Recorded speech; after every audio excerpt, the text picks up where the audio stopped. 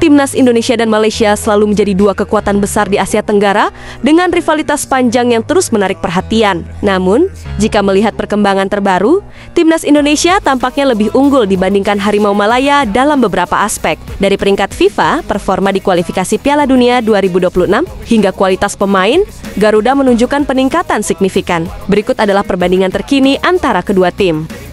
Dalam peringkat FIFA terbaru, Timnas Indonesia berada di peringkat ke-129 dengan 1,135,1 poin. Sedangkan Malaysia berada di peringkat ke-132 dengan 1,117,05 poin. Perbedaan ini mencerminkan perkembangan pesat skuad Garuda yang kini mulai menyalip rival terdekatnya di Asia Tenggara. Dengan tren peningkatan ini, Indonesia berpotensi naik lebih tinggi jika terus meraih hasil positif di ajang internasional.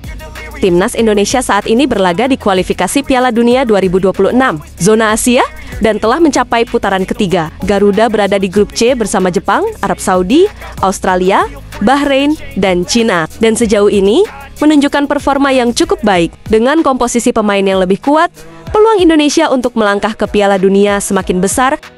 Di sisi lain, Malaysia juga mengikuti kualifikasi, tetapi mereka mengalami kesulitan dalam grupnya. Hasil buruk yang mereka raih membuat peluang mereka untuk lolos semakin tipis. Jika melihat perjalanan kedua tim dalam kualifikasi ini, Indonesia tampak lebih siap untuk melangkah lebih jauh dibandingkan rivalnya.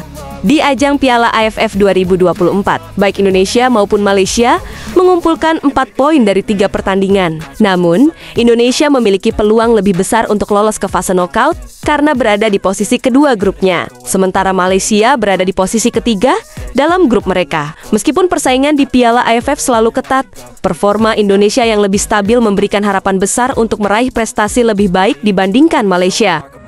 Salah satu faktor utama yang membuat Timnas Indonesia semakin kuat adalah keberhasilan dalam merekrut pemain keturunan berkualitas. Beberapa pemain seperti Jay Itzes, Tom Hai, Rafael Struijk, dan Iver Jenner telah memberikan kontribusi besar dalam meningkatkan kualitas permainan tim. Sementara itu, Malaysia juga mengandalkan pemain keturunan.